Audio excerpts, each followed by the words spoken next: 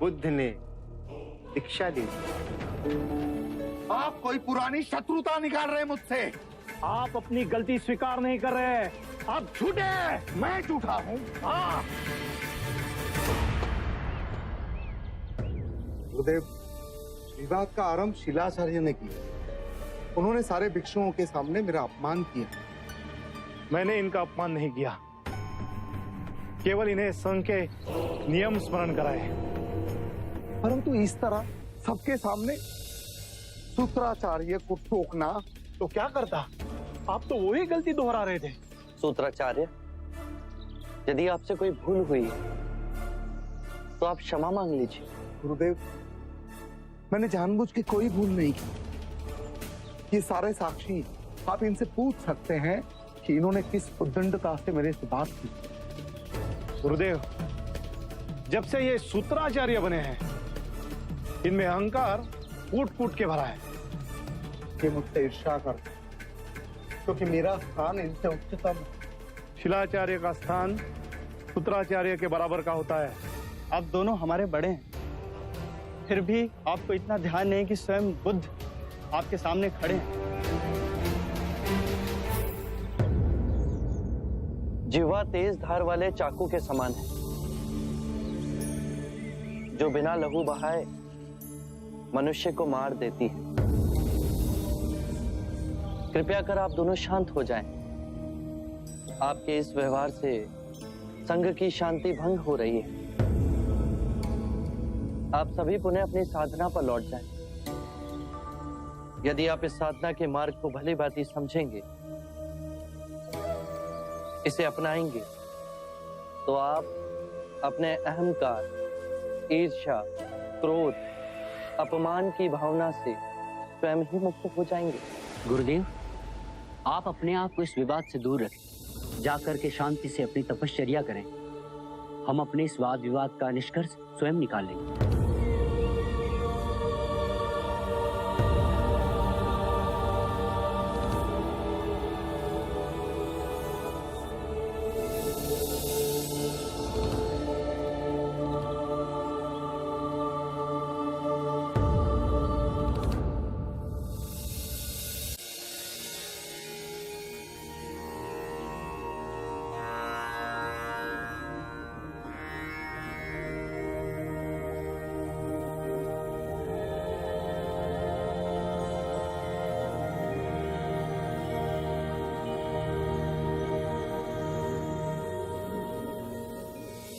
शाक्यमुनि को कौशंबी का आश्रम छोड़े बहुत अधिक समय हो चुका है। न जाने कहाँ होंगे, किस हाल में होंगे। समझता हूं तुम्हारे मन का दर्द आनंद। 2 बार कौशंबी के शीलाचार्य और सूत्राचार्य अपने नेत्रों में अश्रु भर बुद्ध को खोजते हुए आए हैं। बुद्ध जैसी निधि के योग्य ना थे, आपस में प्रेम से रह ना सके और इतने छोटे मनमुटाव को इतना भीषण रूप दे दिया। बुद्ध ने तो स्वयं ही कहा है, चाहे जितने सूत्रों का अध्ययन कर लो, चाहे जितने सूत्र कंठस्थ कर लो, जब तक वो तुम्हारा कर्म नहीं बन सकते, तब तक कोई लाभ नहीं होगा। कोई लाभ नहीं होगा। सबको मार्ग का पता है, पर सब मार्ग पर चल नहीं पाते।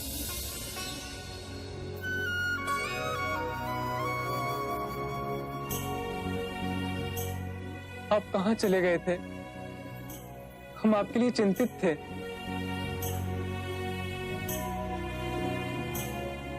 आनंद, कभी कभी एकांत में भी रहना चाहिए, ज्ञान मिलता है।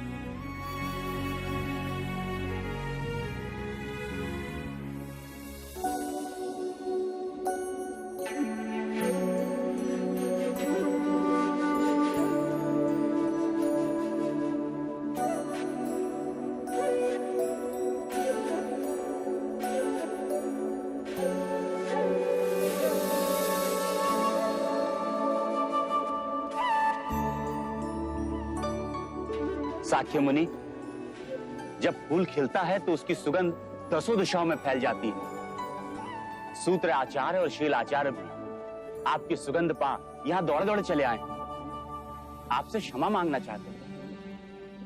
उन दोनों के बीच समाधान हो गया है। यदि आप अनुमति दें तो ही हम उन्हें आश्रम में आने देंगे। मोगलाना, आप उन्हें वापस भेज दीजिए। उन्होंने बुद्ध का अपमान किया है। आनंद, ध्यान रहे, अपमान का भाव कभी मन में ना उठे। साक्य मुनि, प्रश्न ये नहीं कि उन्होंने आपका अपमान किया, प्रश्न ये है क्या वो धर्म के मार्ग पर चल रहे हैं या नहीं। सही कहा। सरीपुत्र सार की बात समझ गए।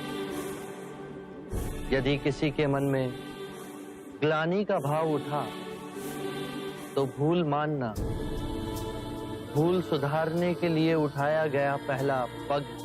वो विनयशील हो, एक भिक्षु के समान सबके समक्ष क्षमा मांगने के लिए तैयार है। साक्य मुनि, केवल एक कृपा करें। इस छोटे से विवाद ने पूरे संघ में बहुत विष फैला दिया। बस अब ऐसा दोबारा ना हो। उनका स्वागत करो,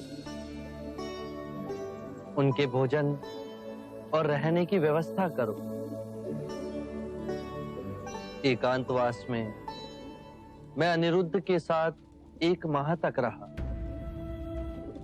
वो और उसके साथी भिक्षु प्रेम और सद्भाव के उदाहरण हैं। आने वाला समय और भी विकट होगा। मैं काल के बहुत आगे उस समय में देख रहा हूं जहां पिता पुत्र में विरोध होगा, भाई भाई का शत्रु होगा,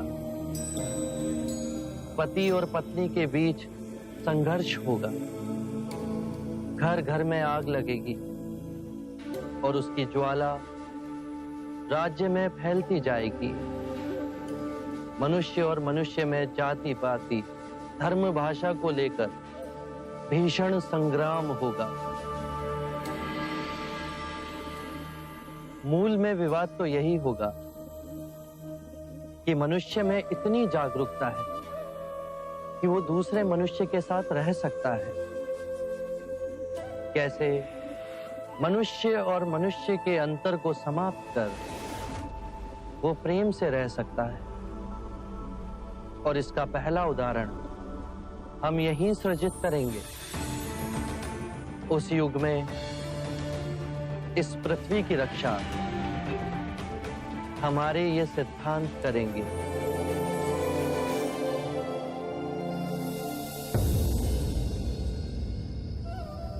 सूत्राचार्य और शीलाचार्य के समाधान की बात सुन मुझे अति प्रसन्नता हुई। सूत्राचार्य ने क्षमा मांग शांति का मार्ग चुना। इससे सबका हित संभव हुआ।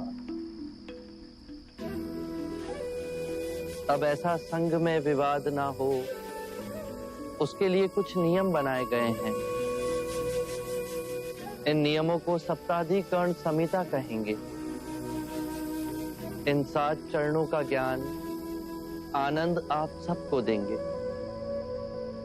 ये भी ध्यान रहे, संदेह सबसे विकृत रोग है। ये लोगों को बांटता है। ये एक ऐसा विष है जो मैत्री को तोड़ता है। एक ऐसा कांटा है जो सदा चुभता है। और ये भी ना भूलें, हम जो सोचते हैं वही बन जाते हैं।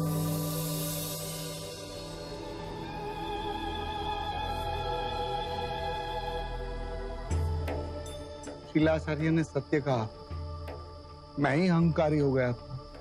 सूत्राचार्य, आपका कहना भी सत्य था। मेरे मन में आपके लिए बहुत ईर्ष्या थी। मैं इस पाप का बराबर का भागीदार हूं। आपने हमें करुणा दी। अब हमें क्षमा दीजिए।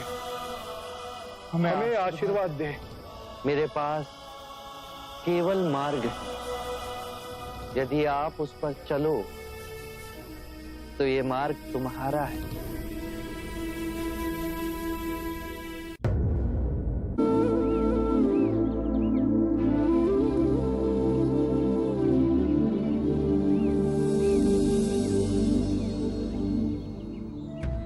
जैसे मकड़ी एक एक तार अपने अंदर से निकाल सुंदर जाल बुनती है, उसी प्रकार प्रकृति ने अपनी चेतना के इस धागों से इस सुंदर सृष्टि का सर्जन किया। और इसी सुंदर सृष्टि में बुद्ध के सधर्म के मार्ग की वाणी दसों दिशाओं में गूंजेगी और सोई हुई मानवता जाग उठेगी। जो भी सद्धर्म के मार्ग से जुड़ना चाहे उसके लिए हमारे संघ के द्वार खुले हैं, फिर वो चाहे किसी भी वर्ण का ही क्यों ना हो, कोई भेदभाव नहीं होगा। ये अद्भुत क्रांति है शाक्य मुनि। सदियों से मनुष्य ने मनुष्य को धन, जाति, लिंग के आधार पर उत्पीड़ित किया। अब सब समान होंगे। सबको अधिकार है ये परम सत्य पाने का, जैसे हम सब ने प्राप्त किया। सब नश्वर है, सब झूठ है और सबसे कुरूप है यह जीवन।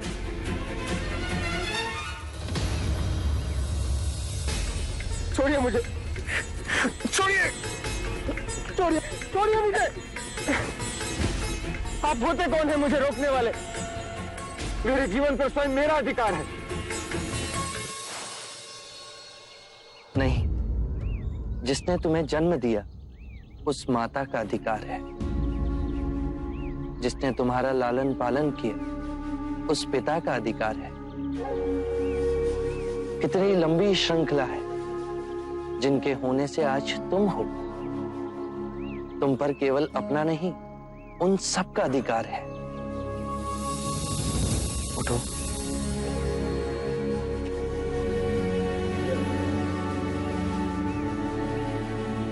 क्षणिक आवेग था मन का, अब वो शांत हुआ? क्षणिक नहीं, जीवन में सब कुछ पाया। सुख, धन, ऐश्वर्य, काम वासनाओं की तुष्टि, और वो सब क्षणिक था। जब भी अपने अंदर देखा तो एक बहुत ही गहन अंधकार पाया, बहुत ही गहरी पीड़ा पाई और बहुत ही सूनापन पाया। जीवन जीने का कोई अर्थ ही नहीं रहा। इच्छा जब तड़पती है तो हमें लगता है कि जब वो पूर्ण होगी तो हम तृप्त हो जाएंगे, पर जैसे ही इच्छा पूर्ण होती है हमारा मन फिर से सूनेपन से भर जाता है। जानते हो क्यों? जब इच्छा की कामना थी तो वो स्वप्न था। जब इच्छा पूर्ण हुई तो अंतर समझ गया कि ये भी स्वप्न ही है। एक क्षण ना पकड़ सके और हाथों से फिसल गया। तो क्या इस जीवन में कुछ भी अनश्वर नहीं है? बाहर के सुखों को भोगने की कामना से अतृप्त रहो। बाहर दौड़ने से कुछ नहीं होगा। जीवन से घबरा, उसे नकारने से कुछ नहीं होगा। अपनी जीवन यात्रा अंतर की दिशा में मोड़नी होगी।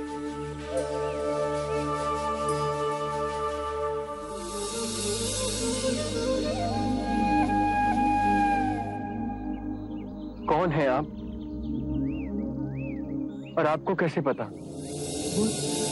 शरणं गच्छामि, धम्मं शरणं गच्छामि।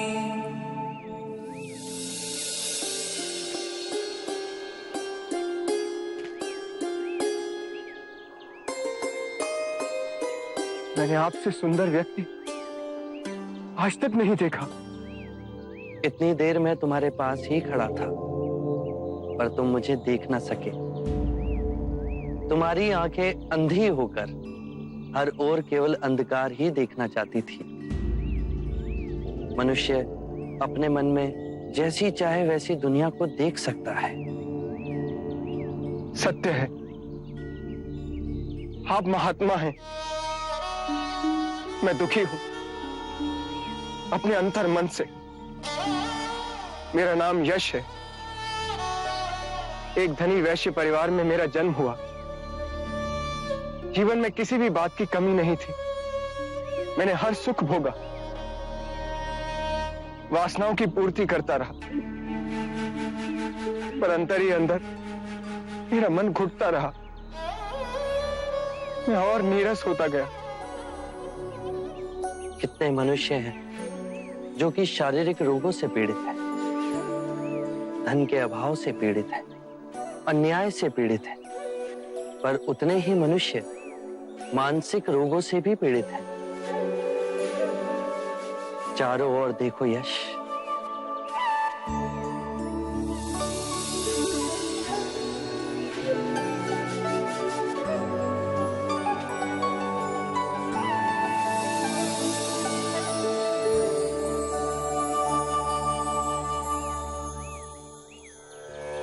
इतना सुंदर। जब तुम कूदने जा रहे थे तो क्यों तुम इस सौंदर्य को नहीं देख सके? क्योंकि मैं देखने के लिए तैयार ही नहीं था। मैं केवल अपने ही दुखों की प्रतिध्वनि देखना चाहता था।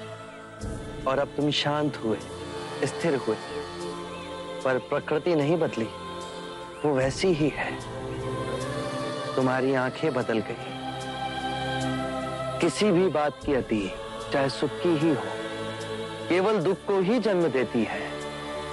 इसीलिए मध्य में रहो, तो जो जैसा है वैसा ही दिखेगा। परम शांति पाओगे।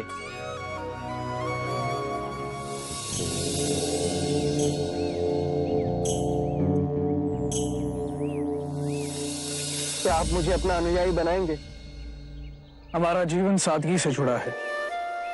धरती हमारा बिछौना है और जो भिक्षा में मिले वही हमारा भोजन। जहां वैभव नहीं, विवेक हो, मैं उस तब के लिए तैयार हूं।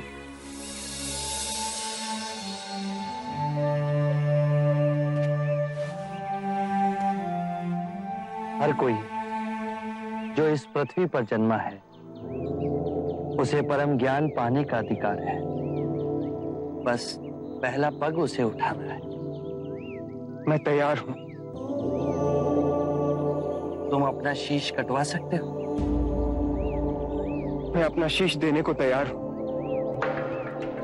शीश देने के बाद केवल एक प्रतीक है।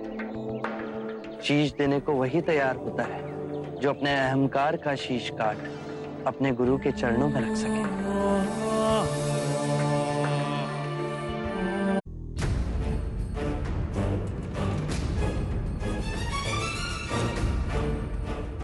अपने युवा पुत्र को इस रूप में देखूंगी, कभी कल्पना भी न की थी। उसे मृतक देख सकती थी आप।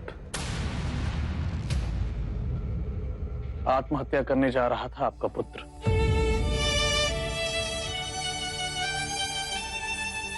इसके प्राण बचाने के लिए आपका बहुत बहुत आभार। मुझे बहुत दुख होता है। अपने यश के लिए क्या क्या सपने संजोए थे हम। सपनों के पीछे दौड़ दौड़ कर थक गया था पिताजी। दिशाहीन व्यर्थ में जीवन गंवा रहा था। आज मेरे जीवन में परम उद्देश्य जागा है। आज इसने जीवन के लोभ और माया के जाल को तोड़ा। इसका पुनर्जन्म हुआ है। ये मार्ग इसने स्वयं चुना है। जीवन के भेद को समझेगा, अरिहंत बनेगा, उस आनंद को पाएगा जहां सुख दुख की परछाइयों से मुक्त होगा। आप किस तरह का जीवन चाहते हैं अपने पुत्र के लिए? ऐसा जीवन जिसमें उसे खुशी मिले, जिसमें उसकी उन्नति हो। माँ, पिताजी, मेरा सुख और उन्नति अब केवल इन कमल चरणों में है।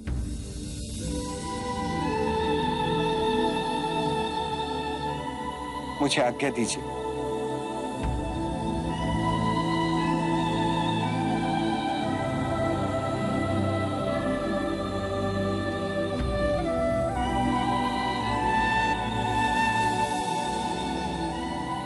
रचित, ये मेरे पिछले जन्म का ही पाप होगा। आपका पुण्य क्यों नहीं? इतनी सदियों से हम अपने पाप दूसरों पर दोषारोपित करते गए। इसमें ग्रंथ और पंडित सहायक बने।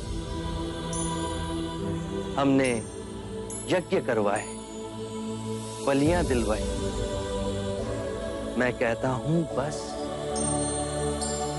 तुम स्वयं ही पाप का कारण हो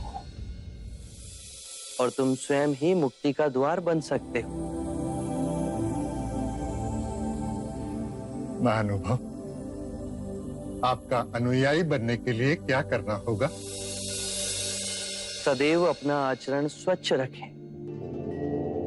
ये पंचशील मार्ग है। पहला, कभी किसी जीव की हत्या ना करें। तुम्हारी तरह वो भी मृत्यु से डरता है। जीव हत्या त्याग तुम्हारे अंदर करुणा और सामंजस्य का भाव जगेगा। दूसरा, कभी चोरी ना करें। इससे विपरीत किसी निर्बल का बल बने। तीसरा, व्यभिचार ना करें। केवल अपनी पत्नी से ही संबंध रखें। चौथा, कभी असत्य ना बोलें। ऐसे वचन ना बोलें जो सत्य को तोड़ते मरोड़ते हों। पांचवा, किसी भी नशीले पदार्थ का सेवन ना करें। मेरा मार्ग सरल है पर कठिन है।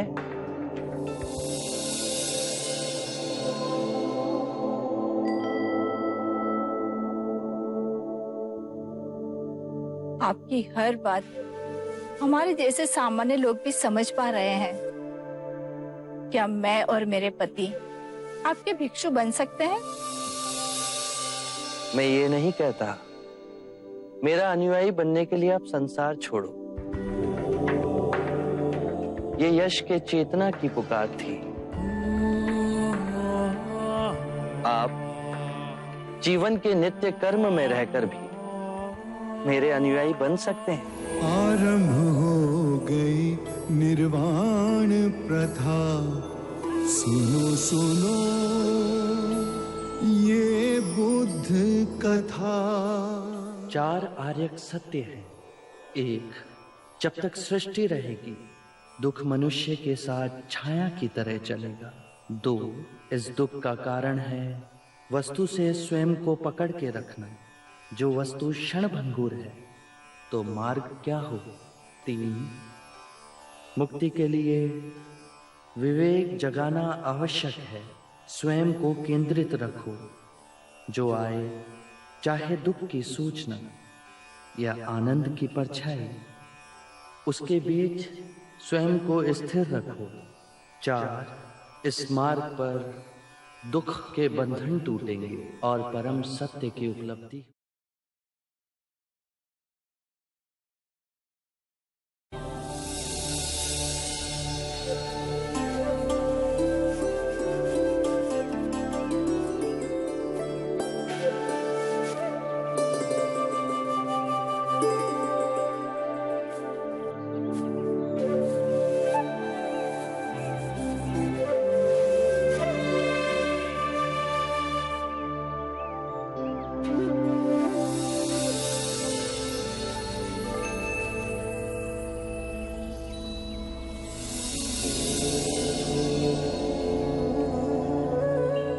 आपका शुभ नाम? मेरा नाम सिद्धार्थ गौतम है।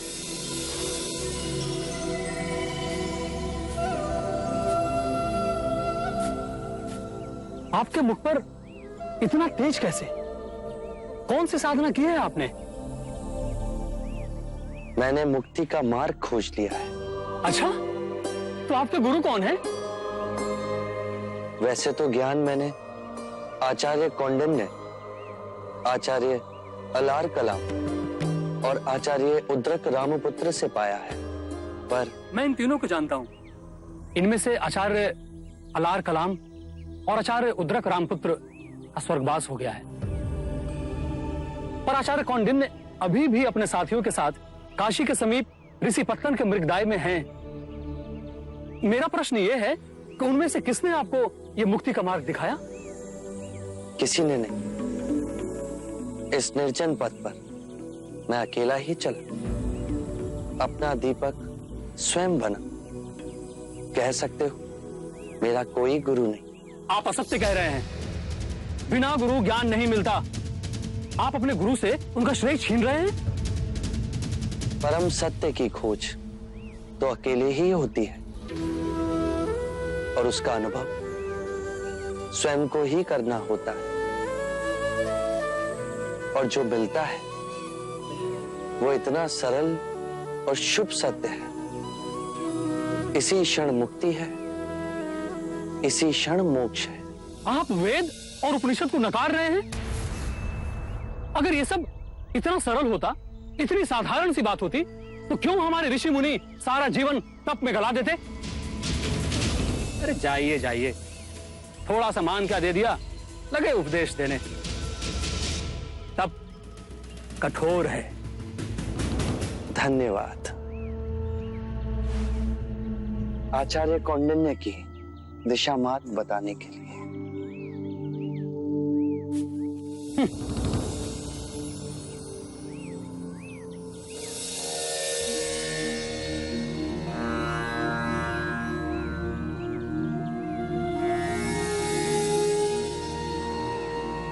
गुरुदेव, ध्यान खंडित क्यों होता है? बदेका, ध्यान को एकत्रित करो। अग्नि बिखरे तिनकों से नहीं, एकत्रित लकड़ियों से सुलगती है।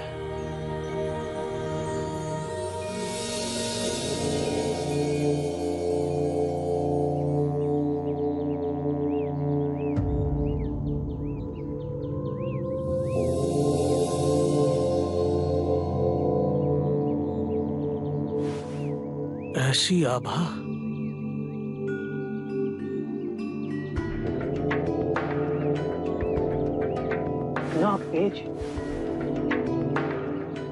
ये गरिमा, ये निर्भीकता, जैसे वन में हिरन चल रहा है। आइए मुनिवर, वृक्ष के नीचे विश्राम कीजिए। बड़े साधक, बड़े योगी जान पड़ते हैं।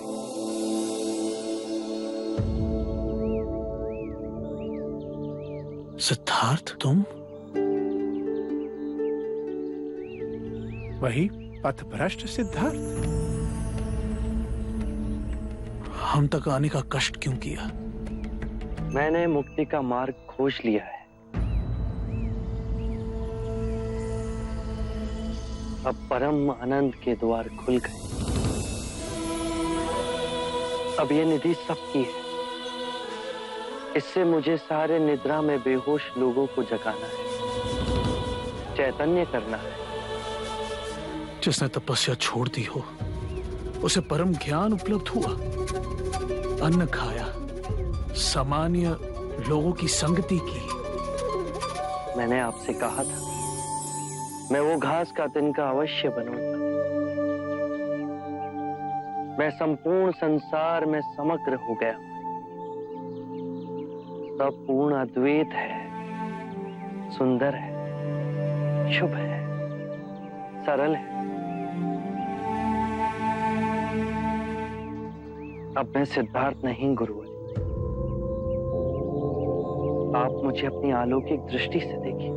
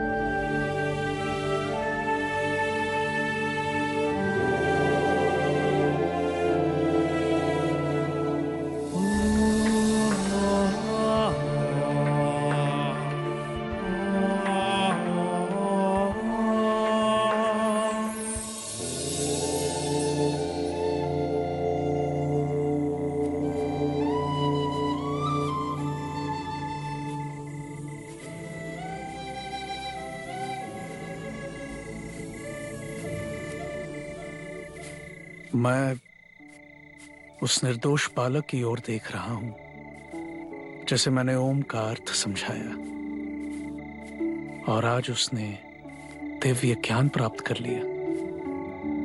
इतनी बड़ी छलांग,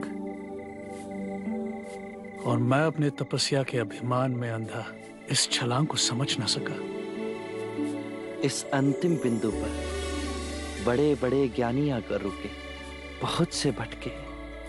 यहां से छलांग लगानी है तो अपने अहंकार को मिटा दो। कठिन है?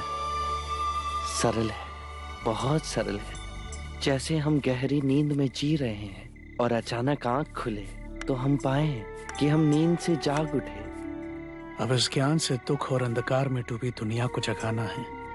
परंतु इतनी सरल बात, बिना किसी ढोंग, बिना अहंकार, बिना यज्ञ, बिना तप, बिना बलि, बिना साहूकारी के, क्या लोग समझ सकेंगे?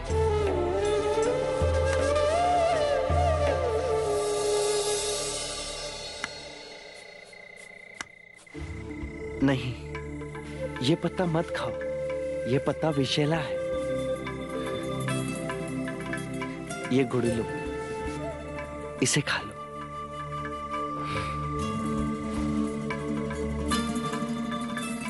करुणावश उस शिखर से उतरकर आप हम लोगों के पास आए, इस मार्ग और उसका अनुभव सारी मानवता तक पहुंचाने। कर्म के चक्र से मुक्ति का मार्ग मुझे इंगित किया जाएगा इस पहिए से।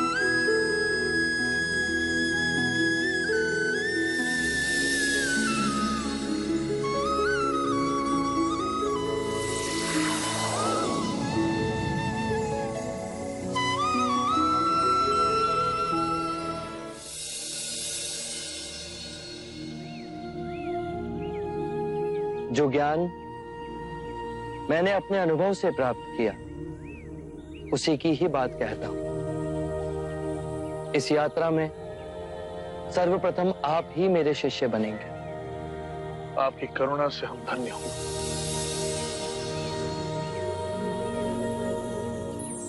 अज्ञान ही दुख, भ्रम, चिंता को जन्म देता है। लोभ, क्रोध, अभिमान, दुविधा, ईर्ष्या, भय इसी अज्ञान की संतान है। माया का खेल विपरीत का है, दो रूपों का है। मध्य में ही रहो, धूमकेतु तारे की तरह। ना शरीर को सुखाओ, ना उसकी वासना को चारा खिलाओ। मध्य में ही केंद्रित रहो। जब हम माया के द्वैत रूप को पहचान लेते हैं, तब सब दुख, चिंता समाप्त हो जाती है। तब हमारे अंदर प्रेम और स्वीकृति का भाव जागृत होता है, जो मूल में एक ही भाव है। इस ज्ञान के बाद हम किसी से घृणा नहीं करते, ऐसे व्यक्ति से भी नहीं जो हमसे क्रूरता करता है, वरन ऐसे व्यक्ति को हम सांसारिक भावनात्मक रूप से रूपांतरित करने का प्रयास करते हैं। जब ज्ञान के चक्षु खुलते हैं तो करुणा ही हमारा स्वरूप है। ध्यान में विचार भ्रांति पैदा करते हैं। बुद्धि ने सत्य को विषय और वस्तु में विभाजित कर दिया है, मैं और तुम में बांट दिया है, और इस विभाजन ने जीवन को समझने में भूल की। मनुष्य भावनाओं में बंधा खंडित होता गया और लालच, मोह, तृष्णा की पकड़ उस पर बढ़ती गई। जन्म से वृद्धावस्था के चक्र, बीमारी और मृत्यु का भय उसके मन के चारों ओर बनी दीवार को और प्रबल करते गए। इसीलिए इस भ्रम को ही दूर करो।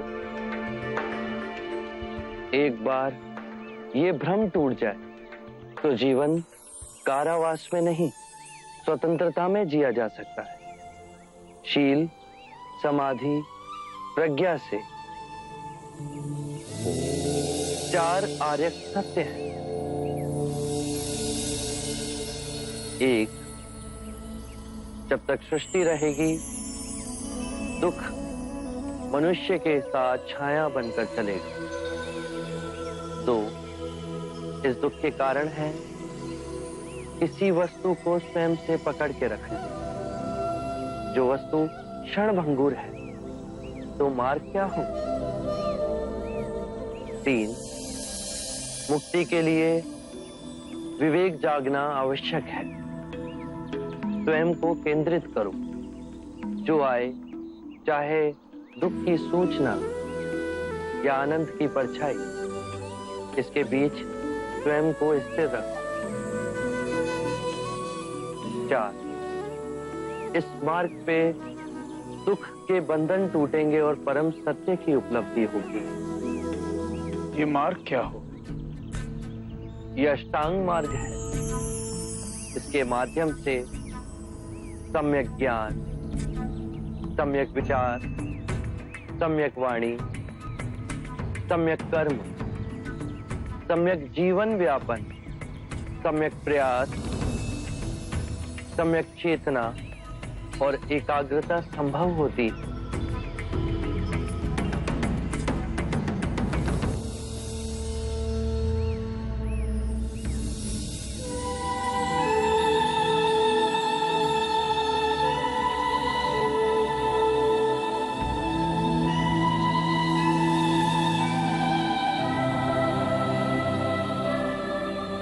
मैं बुद्ध हूं।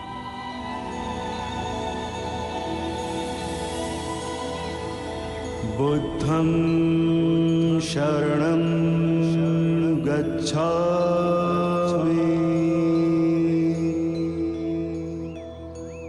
मैं स्वयं धर्म हूं। धम्मं शरणं गच्छामि।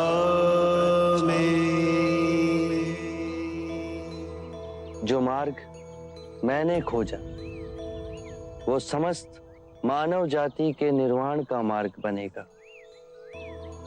संघं शरणं गच्छामि।